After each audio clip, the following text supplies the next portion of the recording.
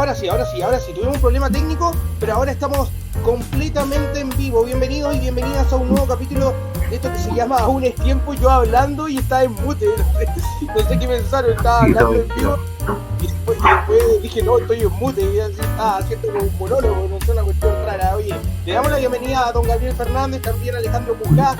En este gran programa tenemos una gran invitada también, que vamos a hablar de arte, de muchas cosas interesantes también de lo que se viene. Es por eso que la quiero presentar a ella. Ella es Claudia Müller. ¿Cómo está, Claudia? Bienvenida al programa. Bien, gracias por la bienvenida. Bienvenida Claudia, bienvenida Alejandro, bienvenido Gabriel Fernández. Iniciamos por la 96.5 esto que se llama Aún es tiempo. Contarle a toda la gente que nos está escuchando también que Claudia Müller es artista visual, magíster en artes visuales de la Universidad de Chile también, tiene estudios en Finisterra y actualmente se desempeña como profesora titular del Departamento de Nuevos Medios y Taller Central del Arte de la Escuela de Artes de la Pontificia Universidad Católica de Chile. Claudia, bienvenida al programa. Mira, para partir este programa vamos a hablar de muchos temas del arte, vamos a hablar de este evento que vas a participar, también de lo que estás haciendo en torno a tu especialidad. Me imagino que la siguiente pregunta te la han hecho muchas veces. ¿Qué es arte? Muchas veces nos hemos cuestionado qué es arte, a lo mejor desde un pequeño que raya una pared de una forma especial hasta muchas cosas. Para entender un poco, Claudia, ¿qué es arte para ti y cómo se desarrolla en nuestro país? ¿Cuál es tu opinión de cómo se desarrolla el arte en nuestro país? Bueno, es una tremenda pregunta. ¿Qué arte? Podríamos estar hablando mucho rato. Sí. Ahora, ¿qué es el arte? Yo creo que el arte es una respuesta sensible a los procesos que acontecen en el mundo hoy en día. Y en ese sentido hay distintas manifestaciones de esa respuesta sensible, ¿no? Porque podemos hablar de música, que es la música también es arte, ¿cierto? La danza es arte. Entonces, realmente las artes en general, ¿cierto? Yo creo que son respuestas sensibles de los seres humanos hacia el medio en donde habitamos, ¿no? Y bueno, y ahí surgen la respuesta a los conflictos, la respuesta a lo social, la respuesta a los grandes problemas como de la vida. Particularmente como qué es el arte contemporáneo, yo creo que se traduce en lo mismo, pero que se va hacia una como cierta definición de materiales, técnicas y, bueno, y maneras de interpretar esto, de construir esta respuesta. Con respecto al arte en Chile, bueno, el arte en Chile siempre ha sido complejo, ¿no? Siempre hay, sí. El arte, yo siempre digo que es una carrera más de resistencia que de velocidad, ¿no? Es un espacio bastante de resistencia, en donde es difícil mantenerse haciendo, ¿no? O sea, de hecho hay muchas escuelas de arte y las personas que logran mantenerse haciendo no son tantas, ¿no? Por lo mismo, siendo incluso muchas muy capaces, ¿no? Pero es un espacio de resistencia en donde, claro, en el fondo producir en un país donde no hay mucho coleccionismo, donde el impuesto o el aporte del Ministerio de Cultura es un 0,3%, por ejemplo. Es difícil, ¿no? Es un poco como lo que pasa en la ciencia, lo que pasa en el deporte. Pero siempre se puede. Siempre se puede, eso es verdad, nunca hay que rendirse. No, está bien, me encanta.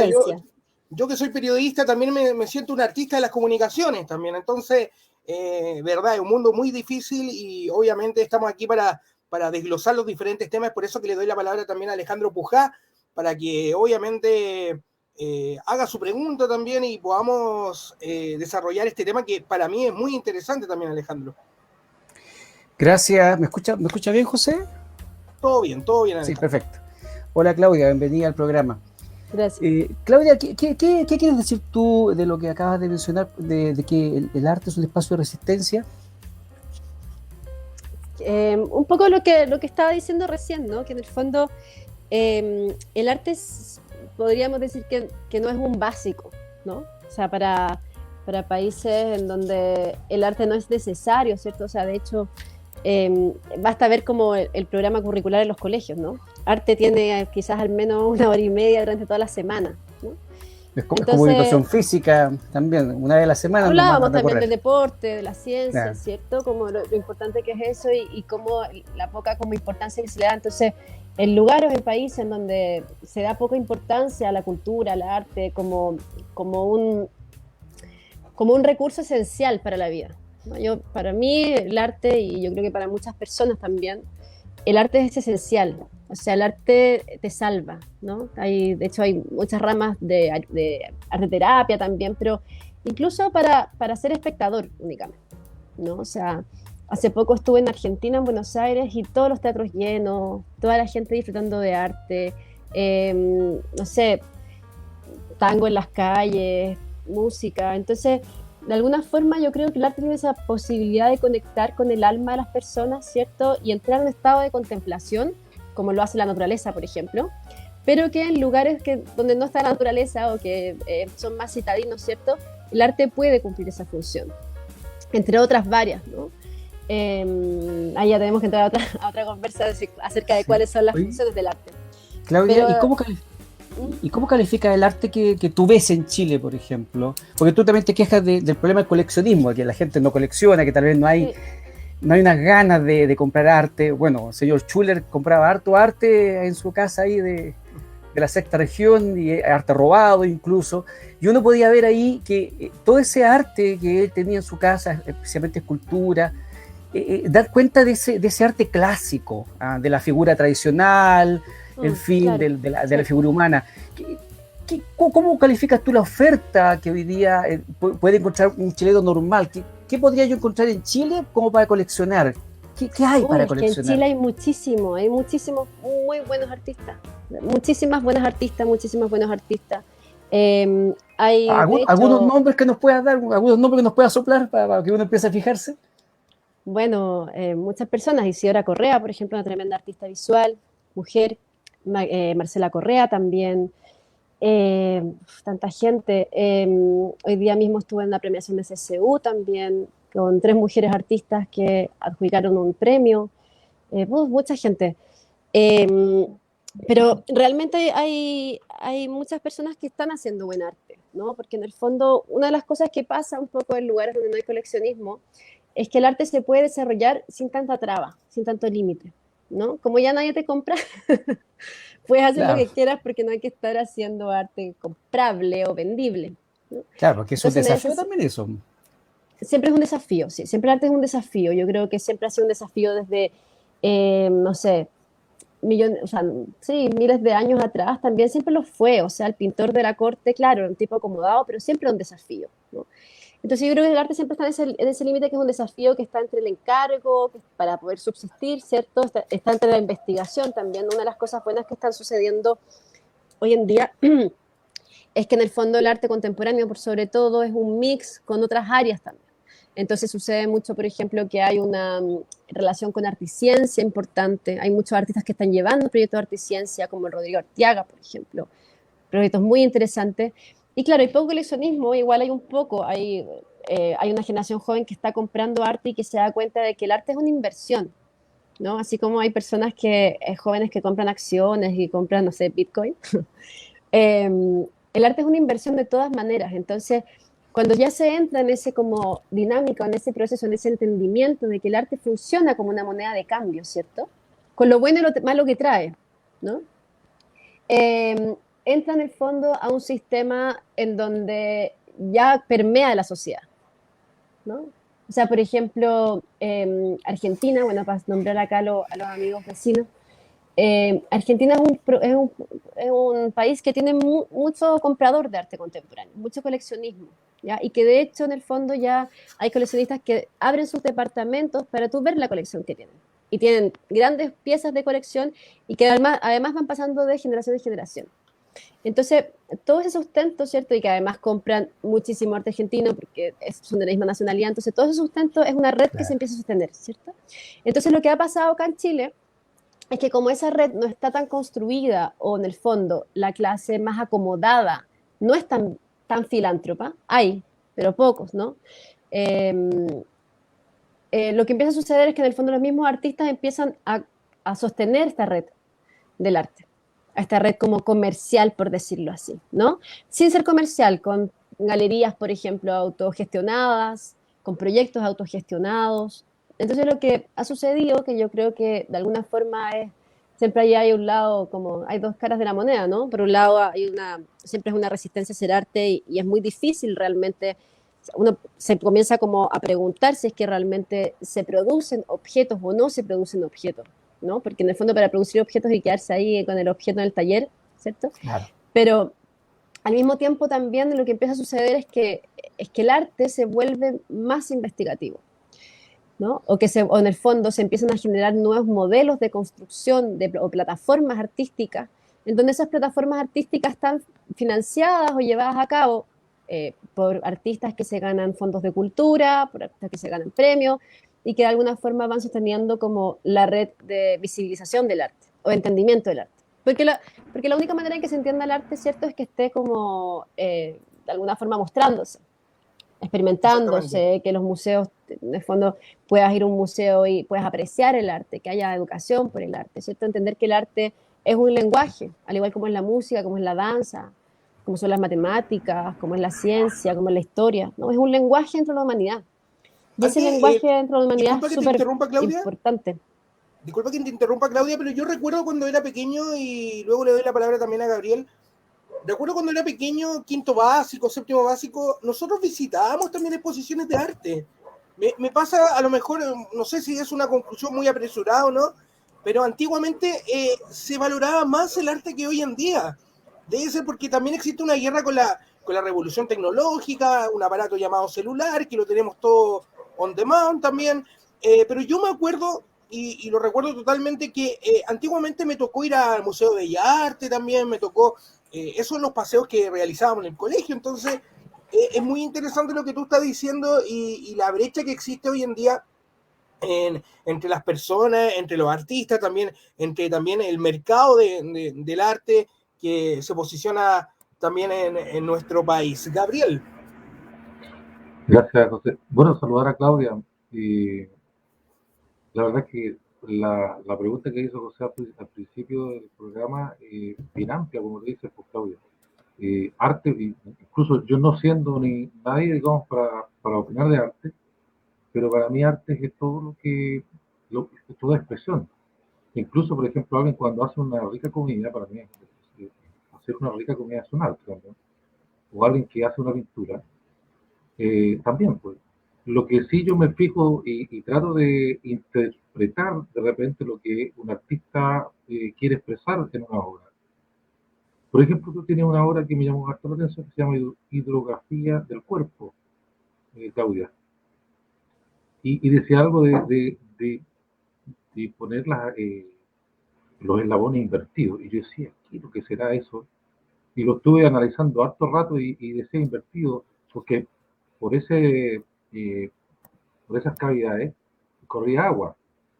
Entonces yo decía, poner eso invertido, decía yo, es como poner las planchas de zinc o de pizarreño en una casa invertida. Entonces todo el agua por entre medio y se iba a filtrar. Entonces al final me di cuenta que era invertido, pero no, eh, digamos, una plancha bajo la otra, o sea, como a contrapelo, como se puede decir, sino que eh, tú sacas un molde, digamos, de una persona, ya sea de una extremidad, como decía, de un pie, de un brazo, y eso va dando una línea como de nuestro país, también lo estaba viendo ahí, y que corría todo ese torrente, y después veía la explicación que dabas tú en pequeñas palabras ahí, y ahí recién comprendí el contexto, digamos, general de esa obra. Y me llamó mucho la atención, porque tiene que ver con la creatividad que debe tener cada artista. Y respecto a lo que decía también José, Claudia, yo creo que el tema del arte no. Nosotros llevamos un atraso tremendo respecto a otros países, incluso la Argentina que está muy cerca, y de otros países también que son vecinos, porque el tema del arte yo creo que no se difunde de manera correcta, no se apoya de forma correcta tampoco de parte de los gobiernos que transitan. Aquí yo creo que se han perdido muchos valores también. Me refiero a valores a personas que tienen mucho talento, pero simplemente se han tenido que dedicar a otra cosa porque el tema también, el arte no da para vivir. La mayoría de las personas no da para vivir. Y yo te lo digo porque tengo amistades que pasaron por ese proceso y también hijos de estas amistades que no pudieron lograr su objetivo, sino que se dedicaron finalmente a otra cosa, porque yo lo que creo que vivir del arte es difícil, y por eso mismo te quería preguntar yo, tú que conoces tanta gente, tantos jóvenes, tantas personas que están mirando el arte como una forma de expresión, realización personal, proyección, pero ¿se puede sustentar una persona solamente con su arte acá en nuestro país? Chuta, hay varias preguntas ahí, como primero la de José, luego esta. A ver, para responder primero la de José acerca de los colegios, ¿cierto? Claro, en el fondo yo creo que las mediaciones hacen un gran trabajo con los colegios, lo siguen haciendo. Cerrillos tiene una tremenda mediación, por ejemplo, el Centro Nacional de Arte Contemporáneo. Ahora, no basta, o sea, en el fondo, yo me pregunto cuántas veces visitamos un museo anualmente. Ahora en pandemia, casi ninguna, ¿no? Pero es muy poco igual, es muy poco lo que se visita en los museos, muy poco lo que, el acceso que hay de las personas, ¿no? Como, no es un asunto prioritario. Eh, y, y, con respecto de si alguien puede vivir del arte, yo creo que hay casos y casos. Yo creo que si hay gente que puede vivir del arte, hay pintores que viven del arte, porque en el fondo hay un tipo de coleccionismo que también podríamos pensar qué es lo que es vivir del arte, ¿no? ¿Qué es vivir del arte? Yo siento que vivo el arte, soy académica y me financian ya proyectos y vivo eso porque en el fondo mi trabajo de enseñar arte también para mí está dentro de esa como bolsa, podríamos decir, ¿no? Entonces, sí, yo creo que se trabaja harto, yo creo que sí se puede, yo creo que, por ejemplo, como lo que tú decías con los hijos, ¿no? O con las hijas, yo creo que lo peor es en el fondo prohibir como a que alguien sea artista o no, no prohibir como una educación de O cortarle arte las alas también, sí. por el futuro. Yo creo que ese es un súper mal negocio, o sea, ¿por qué? Porque finalmente lo que yo pienso, ya como a nivel universitario, ¿no? Lo que te da la universidad es una base para poder como enfrentarte a un mundo laboral y ese mundo laboral es muy amplio. O sea, claro, hay personas que terminan siendo artistas, otras personas que terminan siendo mueblistas y mueblistas muy buenos por haber estudiado arte, por ejemplo. Entonces, uno nunca sabe las vueltas que se dan, ¿no? Entonces yo pienso que en la medida que se va construyendo red, o sea, mira, hoy en día el panorama es mucho mejor que hace 20 años, pero el por lejos mejor, ¿no? O sea, cuando yo salí de pregrado, había un solo magíster, por ejemplo, de artes visuales, ahora hay dos, se nota que hay más cosas pasando, o sea, pasan muchísimas más cosas. Y con respecto a los teléfonos celulares, por ejemplo, yo creo que lo que decía en algún minuto José, eh, es cierto que los teléfonos de alguna forma han atontado a la sociedad o nos hacen de alguna manera como más dependientes de un aparato que nos dice incluso por qué calle doblar, ¿no? O ya no recordamos los números de teléfono, pasan bastantes cosas como con el teléfono inteligente, ¿no? Con el smartphone. Pero al mismo tiempo el mundo también está cambiando a una era digital y yo creo que el arte tiene harto de importante en esa era digital, de qué es lo que está mostrando, ¿no? Y que va cambiando junto con esa era. ¿Ya? Lo que pasa es que hay veces que esos cambios y procesos son mucho más rápidos que lo que es una generación o varias generaciones. Eso. Y bueno, y lo último que iba a comentar es que la obra Hidrografía del Cuerpo que tú comentabas es una obra que nace a partir del concepto de las tejas musleras. Las tejas musleras es un tipo de teja que se hizo en la colonia, sobre todo en toda Sudamérica, que comenzaron a producirse en la esclavitud, ¿cierto? Acá se hacía como, bueno, con el peón de campo, las personas que estaban a cargo del campo, y lo que se hacía es que en el fondo cada teja de una casa estaba dado por la medida del muslo, en Brasil de un esclavo, por ejemplo, ¿ya? Acá de un inquilino, un peón. Entonces la casa del patrón de fondo estaba sostenida por el molde en cerámica de la pierna de los esclavos o de los trabajadores. ¿no? Entonces lo que se hizo con hidrografía del cuerpo fue sacar moldes de brazos de personas entre Buenos Aires y Chile, y Santiago, y en el fondo construir un mapa hidrográfico con esos brazos, ¿no? Y nombrarlos. Entonces la gente iba a hacerse los brazos y luego se llevaba la obra para la casa. Es una obra como bastante como democrática. Era como para aclarar un poco eso, porque en el fondo habla de teja invertida, ¿no? Porque la teja en el fondo que era la teja que era cóncava, ¿cierto? Hacia abajo, que era la teja del muslo para la casa, ¿cierto? En este caso es un brazo o es un muslo, pero que va hacia arriba por donde conduce agua. Exactamente. Le queremos contar a toda la gente que Claudia ha expuesto su trabajo a nivel internacional en lugares como París, Bilbao, Barcelona, España, Buenos Aires, Santa Cruz en Bolivia y en diferentes lugares que también obviamente han hecho que se enriquezca todo lo que entrega en este momento Claudia. Bueno, también contarle a la gente que Claudia va a ser parte de un evento que también hemos ido tratando de patrocinar, Mirada a lo Digital, lo que es Cultura Digital 2021. Si nos puedes contar un poco, Claudia, en qué consiste este evento también, con qué te topaste, con grandes expositores, Encuentro Cultural Digital también, del 9 al 15 de enero. ¿Cómo lo ves tú este tipo de evento? ¿Cuáles son los aportes reales que tiene este tipo de evento para la cultura de nuestro país? Bueno, es un poco lo que hablamos, ¿cierto? Que cómo ha cambiado gracias a la pandemia. Bueno, ya venía cambiando hace un ratito, pero con la pandemia se aceleró muchísimo la mirada de lo digital en el arte, ¿no? Este es un evento que está llevando el Ministerio de Cultura. Somos 4 proyectos. El proyecto que nosotros estamos presentando, mi proyecto es una coautoría junto a Matías Lavé, que es artista visual también. Nosotros lo que hicimos fue, a partir de datos del retroceso del glaciar Schiaparelli, que está en Patagonia, datos de glaciólogos que estuvieron asociados al proyecto, Inti González y Francisco Aguirre, poder interpretar de cómo este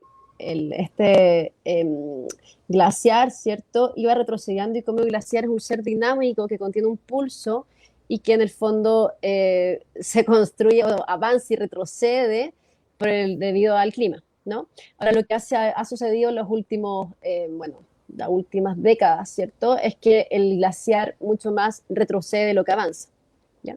Pero siempre es un ser dinámico, siempre está avanzando un poco y retrocediendo también.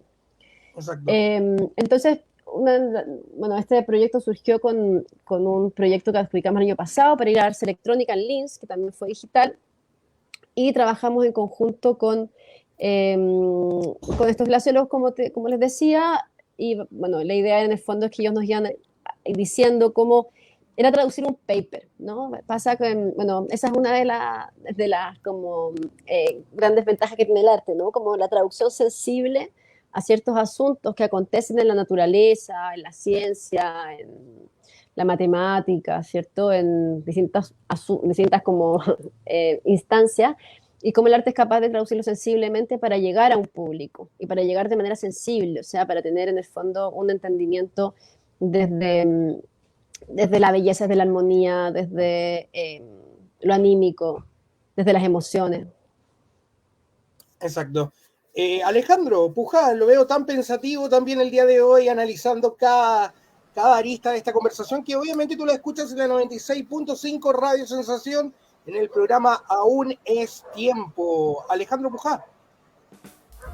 Sí, uno se queda pensando en varias cosas, básicamente 2 que quisiera compartir con Claudia, que tienen que ver con algo que ella dijo, vinculada con el arte y el mercado. O sea, parece que hay un problema, una oposición entre ser artista y estar en el mercado, ¿ah? Y eso es complicado porque impide que algunos artistas, dependiendo cómo sea la producción que tengan, puedan vivir. Y cuando hablamos de vivir, Claudia, estamos hablando de sostener los gastos que la persona debe tener, porque yo también vivo de lo que hago, me encanta, me fascina lo que hago, pero si no obtuviese recursos económicos, ese gozo seguramente no sería tan completo. Entonces, la pregunta que quiero hacerte, Claudia, es ¿cómo ves tú el futuro del artista? Y voy a ser bien específico, del artista chileno en particular, ¿ah? Y te lo quiero mezclar con algo que sé que es una pregunta incómoda, pero tengo que hacértela porque para eso conversamos acá, para eso te hemos invitado aquí todas las semanas, que tiene que ver con la ideología. Porque cuando yo miro una obra griega, ¿qué es lo que observo? Observo que se destaca, por ejemplo, algo que tú me acabas de decir recién, la belleza, la armonía. ¿Ah? Esto de la combinación de arte, ciencia y tecnología lo encuentro fascinante. No sé si alcanzaremos a conversar del mercado de los NFT en Chile. Pero la pregunta es, ¿no hay problema con los mensajes también? Porque si a mí, yo sé que hay gente que dice, no, es que el arte tiene que ser comprometido. Pero si a mí en el arte, en la música, en la escultura, en la pintura, siempre me están recordando tragedias y abusos de unos contra otros, voy a querer tener eso tal vez en el living de mi casa, me recuerde permanentemente el abuso del que tenía, porque tú en tu obra acabas de mencionar de hidrografía, tú acabas de hablar de los mulos, de los peones, de los indígenas, de los inquilinos, en fin, de los esclavos quizás. ¿Por qué no puede haber sido el mulo del patrón o de la hija del patrón? ¿Por qué siempre el mensaje del arte tiene que estar en esa línea? ¿O yo estoy viendo solamente eso y hay otro arte que es distinto, que no exalza solamente los problemas sociales, históricos del país o del mundo? Hay bastante arte para todo, realmente. Por eso hay muchos coleccionistas que son, no sé, en otros países, por ejemplo, hay coleccionistas que se dedican solamente a coleccionar cosas con ojos, muy específicas. El arte es una respuesta a lo que acontece en la humanidad, y las historias de la humanidad no están bonitas, digamos, ¿no? Así como hay arte que tiene ciencia, hay arte también que surge de otros lugares. Entonces, ahí está el tipo de coleccionismo. Yo no podría hablar por quién quiere coleccionar qué cosa, ¿no? Así como hay intereses distintos para cada ser humano, pasa lo mismo con el arte. Hay arte para cada ser humano. Yo quizás a ti te gusta una música que a mí no me gusta, por ejemplo, ¿no? Y no por la música que a ti no te guste mía, va a ser esa música mala. Es solamente un gusto distinto. Lo que pasa es que el arte no cumple muchas veces únicamente la función de satisfacer, ¿no? En el fondo, podríamos hablar del arte clásico, ¿no? Que tiene que ver con proporciones, con la belleza, muchas veces el arte sí tiene mucha belleza, ¿no? A mí me gusta el arte que tiene mucha belleza, pero al mismo tiempo hay arte que también tiene que, además de ser bello, indica una condición humana. Es la voz de un pueblo, por ejemplo. El arte puede ser la voz de un pueblo indígena, y la historia, por ejemplo, indígena no es tan bonita tampoco. La historia del inquilino, de la esclavitud, es horrible. Y no por eso vamos a dejar de hablar de ella, porque es importante hablar de los acontecimientos de la humanidad, ¿no? Sí, mira, es tan fácil como ir a un museo de arqueología y darse cuenta de que la historia de la humanidad se comprende a partir de las manifestaciones artísticas. Desde la Cueva de Altamira hasta los jarros que hay en el Museo de Arqueología de acá de Santiago de Chile, arqueológico, que es muy bonito, lo recomiendo muchísimo. O sea, es lo único que hay para entender la humanidad del arte, lo único. Y en el caso chileno, ¿cómo ves el futuro del artista chileno? Porque por lo menos yo tengo la impresión de que el artista chileno está muy enmarcado en una ideología que siempre está transmitiendo un determinado mensaje. ¿Cómo ves el futuro del artista chileno en esa línea? Lo que te digo, es muy amplio, es muy amplio. Así como hay personas que se dedican a la pintura y que son bastante formalistas, hay un arte que es contestatario, por supuesto, hay un arte que es feminista, hay un arte de performance, hay un arte de arte y ciencia, es mucho el arte. Entonces yo no me atrevería a decir, bueno, si toda la generación es contestataria, no lo creo, no lo veo así.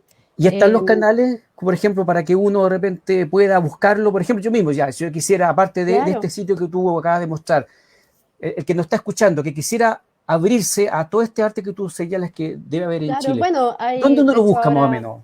En libros, en web. Ahora hay un libro que se acaba de lanzar que se llama Mujeres del Arte del siglo XXI. No tiene a todas las mujeres en el arte de Chile, pero tiene varias. Importante. Yo llevo una página de arte y ciencia que se llama Sirius.cl, se las voy a poner ahí en el chat para que la puedan dar los espectadores. ¿Sirius con S? Con X. Con X, se las voy a poner acá en el chat para que ya mejor, porque pensé que era la estrella de Sirio. Es la estrella. La estrella de Sirius, la estrella Sirius es la estrella, es un sol, realmente es un sol muchísimo más grande que el nuestro. Claro. Denme un segundo, se los voy a copiar acá. Es un sol muchísimo más grande que el nuestro. O sea, el nuestro estrella es grande y Sirius es enorme, ¿cierto? Entonces, es la nariz del del Canis Mayor, que es una constelación que está muy cercana a Orión, que es el cazador del firmamento, de las formas, de las constelaciones o de las figuras astronómicas. Y el perro del buscador, del cazador, o sea, del cazador es el perro que busca, no el sabueso que busca. Entonces, cuando levantamos este proyecto de Sirius, que realmente hemos ido ahí como pasito a pasito construyéndolo, porque ha sido difícil, hemos tenido poco financiamiento. Cuando ya levantamos este proyecto de Sirius, la idea en el fondo era hacer un espacio democrático de arte y ciencia en donde pudieran entrar proyectos que se unieran a la ciencia y al arte, ¿cierto? Y que de alguna forma empezaran a converger ideas científicas y artísticas. En este momento hay un proyecto con el que fuimos a Arts Electrónica el año pasado, hay 3 proyectos muy bonitos, hay una curatoría que se llama Space, Earth and Water, y Espacio, Tierra y Agua, y en esos 3 ejes hay 3 proyectos muy interesantes. Se viene asociando también a un proyecto que se llama Límite de Confusión, que tenemos que subirlo a la web ahora prontamente, acerca de también un proyecto de arte y astronomía, y también vamos a hacer unas curatorías, que vamos a subir una curatoría que hizo el Centro Cultural de España, en Santiago de Chile, en el Observatorio Alma. Entonces, de a poquito se va construyendo, de a poquito está Panam también, que es una red de arte y nuevos medios, es cosa de Google realmente. Hay muchos artistas, yo recomiendo muchísimo visitar las exposiciones, muchísimo visitar museos, hay museos muy interesantes. El MAC tiene de hecho ahora 4 muestras muy bonitas, es gratuito, absolutamente gratuito, es un tremendo edificio patrimonial en Santiago de Chile. Entonces yo creo que la cartelera de las artes visuales está buena, ¿no? Ahora, claro, estamos en pandemia, pero está buena, hay gente que está haciendo cosas muy interesantes. Y, y cómo se sostiene, bueno, al final también hay una gran cuota de amor al arte, ¿no? Hay una gran cuota de amor al arte, es mucho trabajo, después de ya llevar como todo, una vez que uno le mete mucho trabajo, ya va surgiendo cosas importantes, ¿no? Ya van surgiendo proyectos que son relevantes, ¿cierto? Que ya se pueden empezar a financiar, pero a poquito se va construyendo. Entonces, creo que así como los artistas están construyendo la red o se mantienen haciendo en la resistencia, ¿cierto? También es importante que haya un público que entienda esa resistencia y que entienda que el arte es un lugar de mensaje, de lenguaje, ¿no? Es un lugar donde es importante visitar para poder entender lo que está aconteciendo en Chile incluso, ¿no? Lo que acontece, que es lo que hacen los artistas chilenos, es exactamente lo que está aconteciendo en Chile. Por eso también hay tanto arte-ciencia. Es súper importante lo que mencionas también, Claudia, es graficar nuestra historia. Yo estoy súper... Totalmente los sucesos que han ocurrido durante la historia también, todos los procesos también políticos. Entonces el arte, obviamente, yo tomo la invitación que hace Claudia en este momento de visitar las exposiciones. Muchas son gratuitas y muchas veces preferimos, no sé, y aquí quiero mandar una crítica, muchas veces preferimos ir al mall y no darnos cuenta de que nuestra historia está plasmada en situaciones tan interesantes que nos presentan obviamente los diferentes artistas y autores de los diferentes tipos de arte que tenemos acá, desde arte visual hasta los diferentes artes que nos podemos encontrar. Estuvimos conversando con Claudia Müller, artista visual, magíster en artes visuales de la Universidad de Chile. Claudia, ¿dónde te podemos visitar? Bueno, nombraste una página, la voy a repetir también para todas las personas. Hay web también, tengo web. ¿Sí? Gracias por la página, te interrumpí, pero te voy a dejar ahí también mi web en el chat. Pero ¿cuál es la web? ¿Nos puedes contar dónde te podemos visitar? Es claudiamuller.net. Ahí se visita y la pongo en el chat por si acaso. Y ahí están todos los proyectos en los que estoy llevando a cabo. Acá estamos recién implementando un nuevo proyecto que hicimos en un parque Mapuhue, La Pintana. Hicimos un juego de agua por encargo de Parquimet. Y junto con una pareja de arquitectos que ya son parte de mi equipo de trabajo, hicimos un observatorio solar en donde la gente va a poder observar según la sombra los solsticios de invierno y de verano. Es un parque muy bonito que está en La Pintana, así que también invitar a la gente a La Pintana una vez que ya entregamos la próxima semana para que puedan visitar la obra. Yo sé que la van a disfrutar muchísimo. Así que, bueno, ahí dejé la web, claudiamuller.net, feliz de recibir visitas y, bueno, todos los artistas y todas las artistas estamos siempre ahí manteniendo la información vigente porque nos interesa que se visibilice. ¿no? Nos interesa. Exactamente. Cuando yo hablo de resistencia en el arte es porque somos los mismos artistas quienes visibilizamos esto, en conjunto no sé, la red de cultura, ¿no? El Ministerio de la Cultura, que hace una labor, a pesar de que el presupuesto que le queda es poco, ¿cierto? Hace una labor importante para sostener a todas las personas que estamos ahí en esa labor. Muy agradecido de parte del programa Un es Tiempo de haberte conocido, Claudia, y también de haber obviamente participado de esta grata conversación. Mucho éxito, obviamente, a revolucionar el arte en nuestro país. Nos queda mucho por expandir también, así que Claudia, que te vaya muy bien y mucho éxito en tus diferentes proyectos. Muchas gracias. Que te vaya súper bien, Claudia. Gracias por venir. Gracias. Chao. Chao, chao. Estuvimos conversando con Claudia Müller, artista visual también acá en el Aún es Tiempo. No todo es política, Alejandro, Gabriel, no todo es política, sino que... Pero igual se han dado cuenta que los diferentes... El arte es política, pues. A eso iba, pues, Alejandro, a eso iba, pues, hombre. No, pero lo que iba es que todo está relacionado con la política. Uno trata de no hablar de política, pero todo se relaciona desde el arte precolombino. Oye, son temas súper interesantes, la verdad. Yo tengo una deuda pendiente, me gustaba ir a los museos, también no lo podía hacer por el tema de la pandemia, pero oye, muy entretenido. José, perdón, pero fíjate que yo tomo un poquito lo que dice, la pregunta que hizo Alejandro, y encuentro muy certera la pregunta, porque yo creo que la ideología de izquierda como que se ha tratado de apoderar un poco del tema del arte. Totalmente. Incluso de todo lo que es Violeta Parra y de todo lo que digamos que se supone universal, como que la izquierda chilena por lo menos, que cree que como que es patrimonio de ellos. Y yo delante te quería interrumpir un poquito porque a propósito de los coleccionistas, hay aquí en Rancagua, acá en la región hay pocos coleccionistas, y los pocos que son coleccionistas yo los veo más como negociantes, digamos, que no están mucho por el arte, sino que están más por la compra y venta.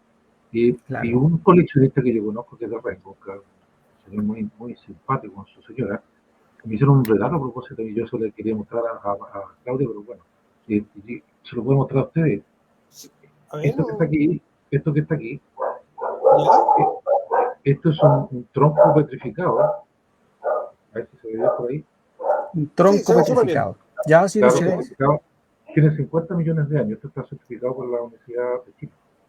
Bueno. 50 eso es patrimonio vivo. Ahí se ve la corteza no sé si usted alcanza a ver bien. O sea, yo diría que está muerto. Digamos, esta es la parte que le falta, digamos, se ve la parte de adentro de la bolita. Se puede ver la corteza. Claro. Espectacular. Eso era algo que le quería mostrar a Claudia, porque yo creo que hay hartas cosas interesantes respecto a los coleccionistas, pero eso lo vamos a dejar para otro. Sí, vamos a tener. Lo que pasa es que ahora tenemos solamente una hora de programa y tenemos que dividirlo en muchos temas, la verdad. Mira, la verdad tenía preparados muchos temas, han ocurrido muchas cosas interesantes. Tenemos presidente y vicepresidente de la Convención Constitucional. Tema que para mí no es tan relevante, no sé si se quiere comentar acá. A mí lo que pase con la convención hoy en día no es que no me importe, están escribiendo algo importante, pero un cambio de... ¿Están escribiendo? ¿Están escribiendo? ¿Estás seguro que están escribiendo algo? Pero no me quite la esperanza, pues Alejandro, si yo que todavía creo en el viejito Pascuero, ¿cuál es el problema? Lamentablemente, todos estos cambios de mandos que se han hecho en la Constitución ese es el problema, por la noticia, y no para lo que fueron elegidos, sino que yo no he visto ningún artículo ya que esté, digamos, a luz y que nosotros estemos viendo y estudiando y analizando, y que eso es preocupante porque llevamos una buena cantidad de meses ya. Pero si el otro día subieron un artículo, lo publicaron, lleno de imprecisiones, firmado como por 12 convencionales, entre ellas la expresidenta Elisa Loncón, un artículo que estaba circulando en redes sociales, yo lo vi, mucha gente lo comentó, y era horrible la redacción del artículo. ¿El que escribió el señor Esquela o no? ¿El capítulo 1? No, Esquela había escrito uno mucho mejor, más simple, más sencillo, pero ustedes saben, por llevar la contra, un grupo de 10, 12 convencionales escribió otro artículo 1. Recuerdo que entre esos convencionales estaba la expresidenta Elisa Loncón, y estaba horrible el texto. Yo lo vi, lo leí, horrible. Bueno, Pero, a lo mejor pero, por eso que no se fue tan difundido, porque la verdad es que No, era una propuesta, no. era una propuesta. Una Pero propuesta. pero ¿qué era lo más horrible que uno podía encontrar, Alejandro? Yo no lo vi. mira, tenía básicamente, revelaba la ignorancia jurídica de sus autores. Ah, ya, perfecto. Era Con asesores incluidos. extremadamente redundantes. Por Ah, ejemplo, entiendo.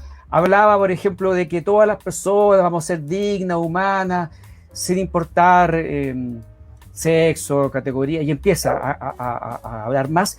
Y en un momento habla algo de independiente, si son conscientes, algo así. Entonces, inmediatamente algunos del mundo del derecho empezaron a preguntar, bueno, ¿y qué pasa si la persona está inconsciente?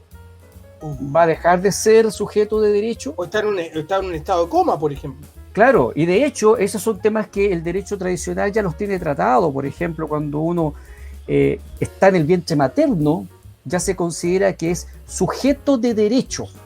Y Alejandro, ¿Ah? Alejandro, perdón, ¿y dónde están los asesores jurídicos, los asesores? Gran pregunta. Esos asesores que... Claro, exacto. Entonces tenía tal debilidad conceptual que para los que manejan básicamente estos temas de conceptos del derecho, les causó inmediatamente un espanto terrible leer ese texto. Además, tenía como 4 oraciones, o sea, era larguísimo el texto, tenía, no sé, decía en 150 palabras lo que otros dicen en 10. Oye, súper curioso esto porque que también, querido panelista, queda muy poco tiempo también, pues si no... Oye, a mí me salió 8 meses escribir una tesis, estuve 6 meses aproximadamente preparando mi tesis, imagínate una constitución, o sea, han pasado muchas cosas. La nueva elección, yo he escuchado también en la prensa, la nueva elección habla del poco manejo que existen por parte de la mejor dicho, el poco manejo que existió por parte de Elisa Loncón también, el señor vicepresidente mal también. Entonces, ¿está peligrando la nueva constitución? Yo le pregunto a Gabriel y a Alejandro porque uno puede tener toda la esperanza, lo dije, y lo hemos ido conversando en los diferentes paneles también junto a Alejandro, junto a Gabriel, junto a los otros panelistas. Muchas veces se escribe este texto tan importante con poesía, con odas, y ahí volvemos al arte, que es maravilloso, pero también tenemos que hablar de realidades, pues. Entonces cuando nos sometemos a esta poesía del país, del arco iris, de los ponis voladores, de que todos vamos a ser princesas de castillo, y estas cosas se complican, la verdad, porque una constitución no puede improvisar en la fantasía. Yo sé que muchas personas de diferentes lados, y ya saben de qué lado estoy hablando, no lo he nombrado tantas veces que no le quiero dar más tribuna, les gusta fantasear con esto, hasta llegar a una, no sé, a un juego de seducción de palabras, no sé lo que será, pero le quiero preguntar al panel también, ¿existe la posibilidad corremos peligro de tener una constitución? Porque obviamente si se está haciendo una nueva constitución, es para que sea mucho mejor que esta. Incluso nuestro panelista Marcelo Belmar decía que tenemos que partir de cero, una situación respetable obviamente, pero es difícil partir de cero, y yo lo manifesté, porque es como cuando tú quieres hacer una casa, no hay a partir de cero, hay a tener un plano, hay a ver la casa del vecino, más o menos, no sé. ¿Qué opina Gabriel? Yo la verdad que a mí cada vez que veo algo de la Constitución me inquieta más. Se deprime, me inquieta más. Exactamente porque yo en una oportunidad publiqué en las redes que quizá no era tan preocupante el que se cambie la Constitución, sino que quiénes eran las personas que la iban a redactar. Y yo estoy comprobando que tenían bastante razón con lo que estaba expresando, porque si bien ustedes ven que la noticia en la convención no es lo que están tratando respecto al tema mismo de la Carta Fundamental, sino que de cosas que son totalmente anexas, que son comportamientos inadecuados, que son comportamientos a veces de mucho ego. Y de hecho hoy día a mí yo estaba viendo durante todos estos días que ha estado el tema de la votación como un tipo de alfombra roja. Cada cual quería robar cámara de alguna forma y al final incluso después cuando fue elegida esta señorita o esa señora María Elisa Quintero, ella hablaba y los demás todos hablando por su lado, y después cuando terminó de hablar, todos aplaudiendo, o sea, como que estaban todos atentos a lo que estaba diciendo ella. ¿Ah? Y la verdad es que tengo una inquietud tremenda, José, y también tengo cierta tranquilidad, pero entre comillas, de que esto va a tener un plebiscito de salida. Totalmente. Pero si los chilenos están leyendo, se están leyendo los mensajes como lo hemos visto en las últimas votaciones, en las últimas elecciones que hemos tenido acá en nuestro país, eso me preocupa mucho más. No, y a mí antes de pasar a Alejandro, lo que me preocupa también, y creo que Alejandro también obviamente me lo explique si es que lo que voy a decir es válido. ¿Por qué una elección nuevamente de presidente? ¿Por qué pierden el tiempo a hacer esta tontera, la verdad? Y disculpe que lo diga Alejandro. O sea, si ya tuviste la presidenta Elisa Loncón, duró menos que un cambio. ¿Cuál fue que alguien me diga, por favor, cuál es el verdadero motivo del cambio de la directiva? No sé, esto es como, toca a ti, cachipune, juguemos ahora. Alejandro, ¿usted me lo puede explicar? La verdad, yo he tratado de juntar ideas, he tratado de entenderlo y no lo entiendo, la verdad. ¿Por qué se cambió la directiva? Y le quiero preguntar, ojalá que era un constituyente, ¿no? Muchos me han dicho, no, que estoy ocupado, es que la redacción de la Constitución, bla, bla, bla. Pero, ¿usted lo entiende, Alejandro? ¿Usted entiende lo que está pasando? Lo entiendo, pero no lo acepto. O sea, lo entiendo porque, mira, esto se explica por una enfermedad que está teniendo aproximadamente el 55% de la población chilena. Y se llama democratitis. Se ponen tontos con la cuestión. Si eso es lo que pasa, se ponen tontos. Entonces se le ocurrió que lo más democrático del mundo era elegir una nueva directiva a la mitad del periodo. Ojo, que se equivocaron porque todos asumen que el periodo de la asamblea convencional es de un año. Y de eso es incorrecto. El periodo original de la asamblea es de 9 meses. 9 meses, sí. Que se puede extender 3 meses más, pero estos patudos, que no se puede decir otra cosa, ya asumieron que van a tener un año, ¿no? Son 9 meses. Entonces, en el diseño original, en vez de haber hecho esta elección a los 4 meses y medio, se le ocurrió hacerlo a los 6 meses. Y bueno, y esto tiene que ver con una tontera, porque en el fondo, ¿de qué se trata? Primero que nada se trata de exceso de democracia. Todo lo consultan, todo lo preguntan, es una boludez del porte un buque. Ayer le preguntaba en TVN a la nueva presidenta María Elisa Quintero si acaso se iba a reunir con el presidente de la República, Sebastián Piñera, que tenía ganas de reunirse, que estos días se supo que el presidente había pedido una audiencia con la mesa de la convención y la mesa se la negó.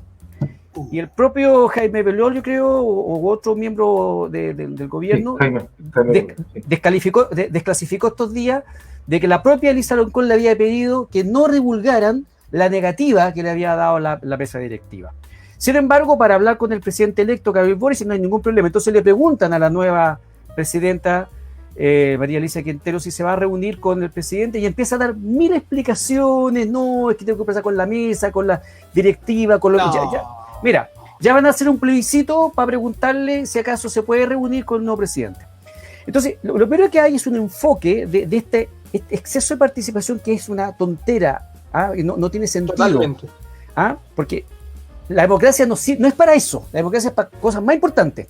Mira, esto se parece a la tontera del plebiscito de la Iracy Hasler respecto de si le arrendaban o no le arrendaban el Parque O'Higgins a Lollapalooza. También, como una forma de limpiarse las manos, entonces vamos a hacer un plebiscito. Bueno, ¿qué pasó al final? Los de la se fueron por otro lado. Perdieron no sé cuánta plata por el negocio. Y lo otro también que hay detrás de esto, caballeros, a mi parecer, es que se valora a la mesa directiva y al presidente o presidenta de la Convención Constitucional como si fuera un personaje de superpoderes. Le atribuyen entonces a esta mesa directiva un ser divino, una importancia que no la tiene. Miren, en el Congreso Nacional, y con esto termino porque ya estamos pasados la hora, solamente decir, en el Congreso Nacional tenemos 2 cámaras, de Senado y de diputados. Ambas cámaras tienen una presidencia, una vicepresidencia, en fin. Y cada cámara también tiene sus comisiones. Y todos los años, cuando ingresan los parlamentarios, cuando hay cambios relevantes, en fin, se negocia entonces la presidencia. de la Cámara de Diputados, del Senado y también de las distintas comisiones de cada una de estas cámaras. Y Es cabe mencionar que verdad, es súper ordenado, y es súper claro, ordenado incluso. es verdad, y hay que reconocer que tal vez política y o mediáticamente hay comisiones que son más importantes que otras. Y es verdad que a algunos parlamentarios y partidos políticos les interesa quedar a la cabeza de más de unas comisiones u otras. Eso es verdad, es cierto. Pero en la práctica, realmente, la labor del presidente del Senado, del presidente de la Cámara y de los presidentes de las distintas comisiones es una labor administrativa. Ellos tienen que preocuparse de que se lleven las actas, tienen por supuesto un secretario de actas. Ellos tienen que preocuparse, por ejemplo, de recoger las distintas solicitudes que hacen los distintos parlamentarios, los distintos partidos políticos, las distintas bancadas para la discusión, por ejemplo, de los proyectos. Tienen que administrar las urgencias que el presidente de la República, como el principal legislador que tiene otro sistema, pone a los distintos proyectos. Usted sabe que cuando el presidente manda un proyecto, él le puede poner simple urgencia, urgencia inmediata, y eso obviamente que afecta los procesos de tramitación tanto de las cámaras como de las comisiones. Entonces, si se fijan, la mesa directiva de la convención debiera entender que su rol es el mismo. Es un rol administrativo, es un rol de que tiene que escuchar a todos las distintas solicitudes, evacuar respuestas a las consultas, a las solicitudes que se hacen por escrito. O sea, no es un cargo de emperador, no es un cargo de superhombre, supermujer, es un cargo administrativo.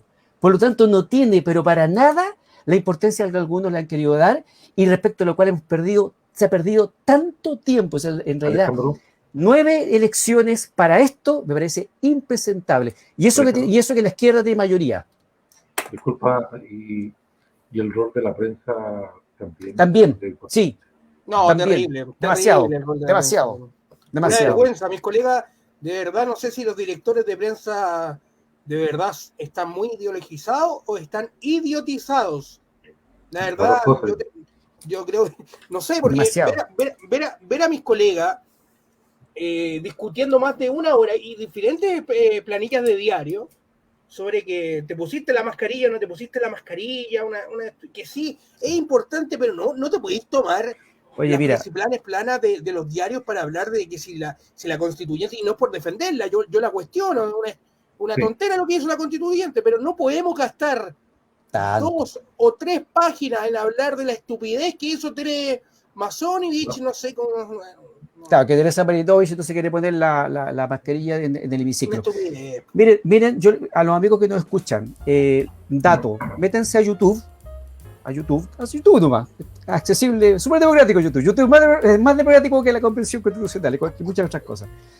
Métanse a YouTube y busquen los canales de, por ejemplo, Deutsche Welle en Alemania, Eurofrance, France Press, Euronews, BBC de Londres. De ahí lo puedes compartir, Alejandro, y yo puedo hacer un afiche para compartirlo en redes sociales. Sí, bueno, pero básicamente lo que quiero decir es lo siguiente: tú te metes a sus canales, a los noticieros de sus canales, es una maravilla.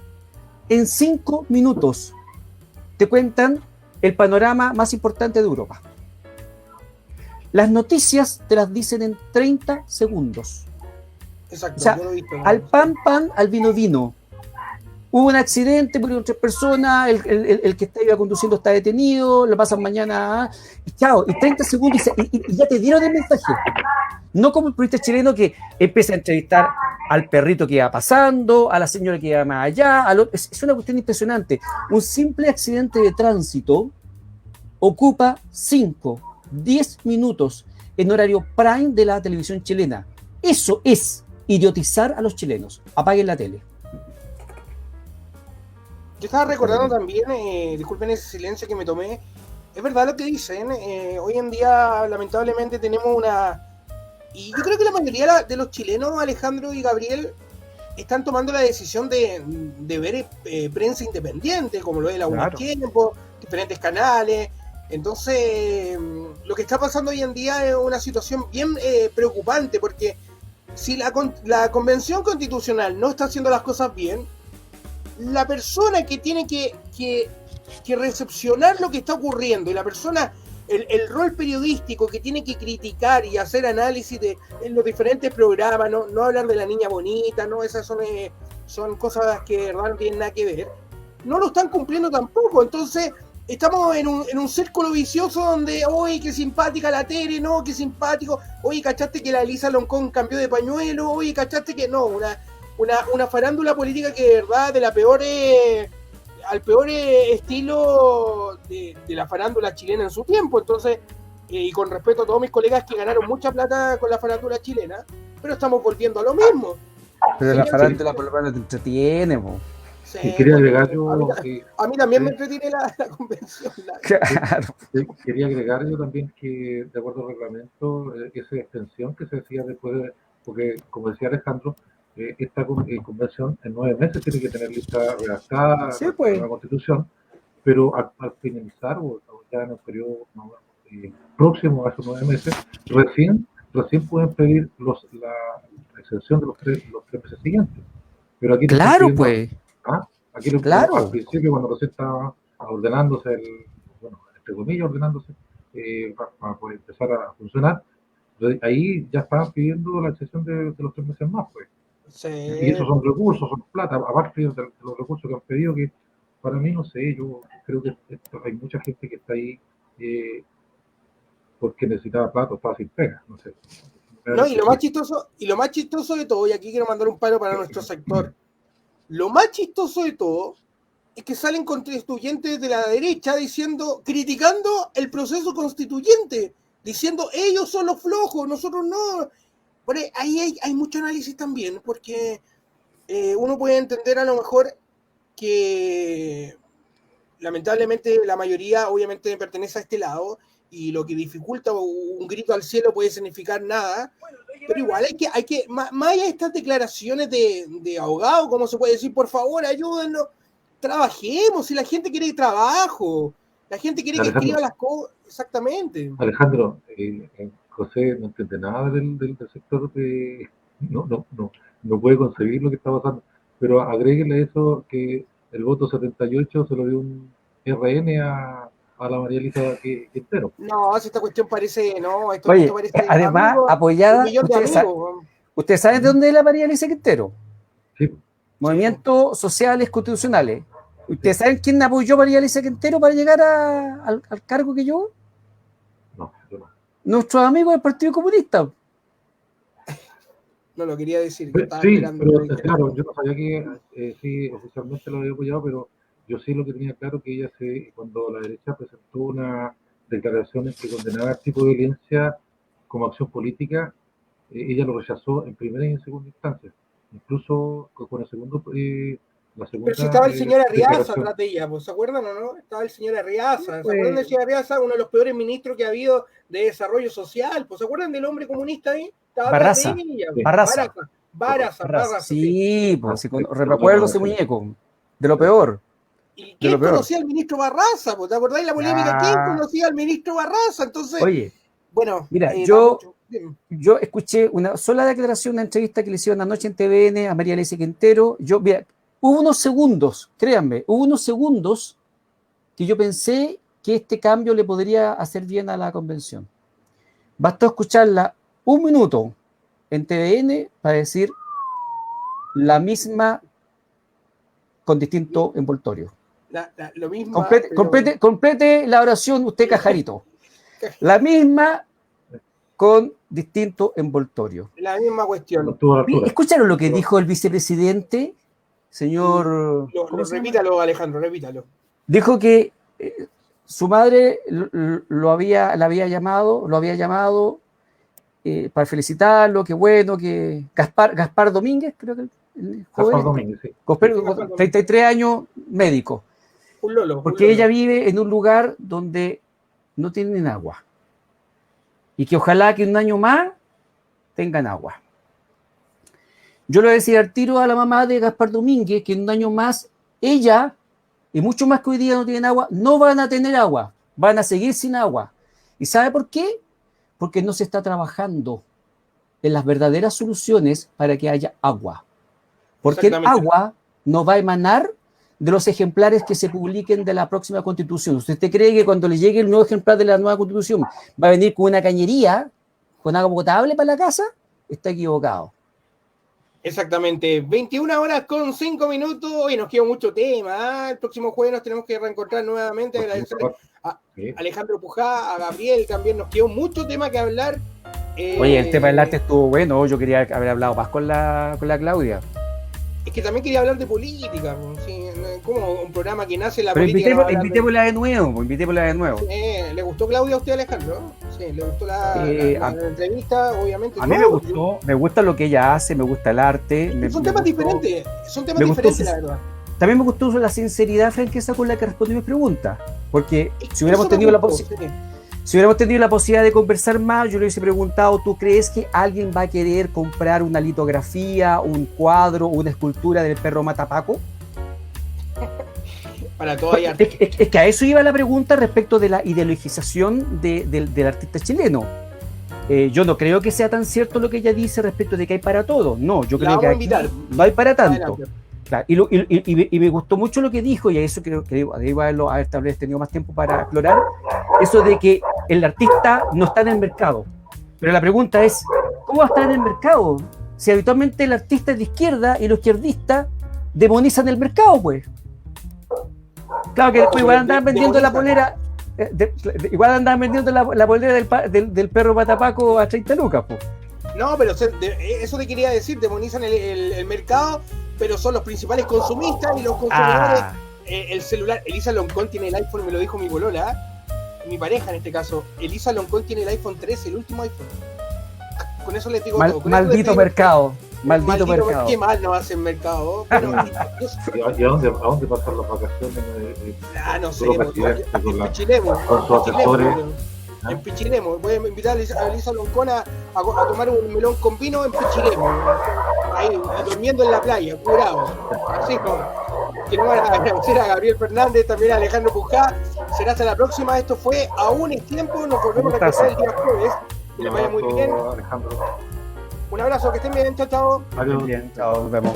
Sea cual sea tu opción, conocer la realidad es un derecho de todos. En Radio Sensación presentamos Aún es Tiempo.